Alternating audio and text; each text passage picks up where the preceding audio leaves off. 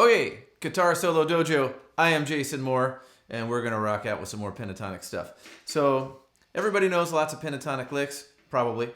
We're going to take some different rhythmic phrases, and you can change rhythms no matter what your pattern is, no matter what lick you're playing. You can play with any rhythm. You can play at eighth notes, triplets, you can do groups of fives or sextuplets, whatever you want to do. We're going to focus on doing patterns of five with a rhythm of five. So you get 5 notes per beat, or you could space it, you could do 10 notes per beat, but it's the same concept. And so a couple different things. The first really basic one, and for some reason I like descending first. So we're just going to descend starting from each note of the scale, right? But after each note, we're going to follow it with 4 other notes descending. So we're going to go like this. So that would be our first pattern.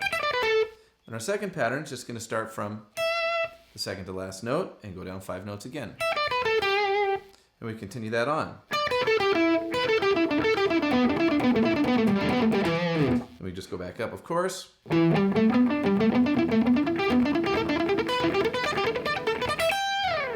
it's a really simple and effective way to keep your mind on groupings of 5. Because of the patterns of group of 5, it'll make it easier to do a rhythm in a group of 5.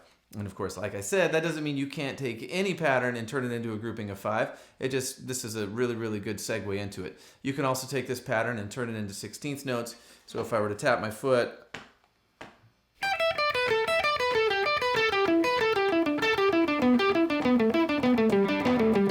right? So it becomes a little more complicated when you start changing the rhythm to not match the pattern anymore. So if I take a group of 3, say, it's really easy to think of that in terms of triplets. I can go triplet, right? When I start changing that to something as simple as going 16th notes,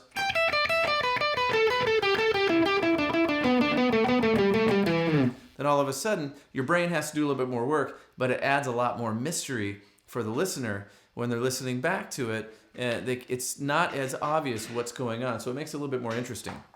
So anyway, back to our groupings of 5. The other one is going to incorporate a little bit of economy picking or sweep picking. And once again, I'll start descending. Instead of covering all the starting points of the pentatonic scale, when I'm descending, I'm only going to start from the highest note on each string each time.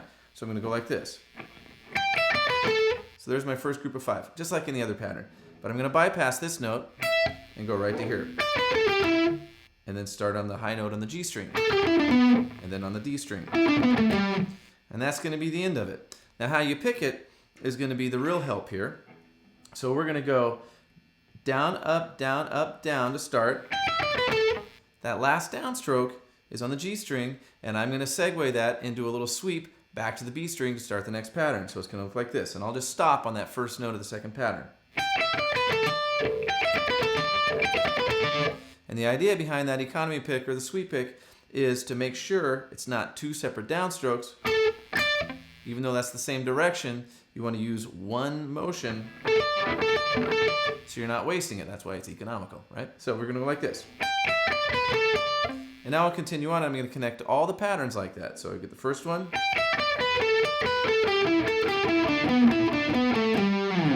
Now, that was just the descending and using the economy picking to connect the parts. If I want to go back ascending, you can create any kind of pattern that you want. This is just the one that sounds cool to me. So I'm going to start on the high note again on each string when I ascend. Right? Now when I end it descending, one more time, I'm going to go down, up, up. So it looks like this.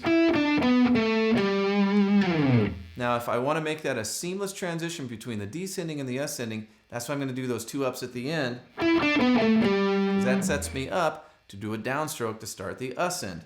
So just the last pattern of descending. And you can see that little upstroke sweep at the end. And I'm going to connect it to the ascending.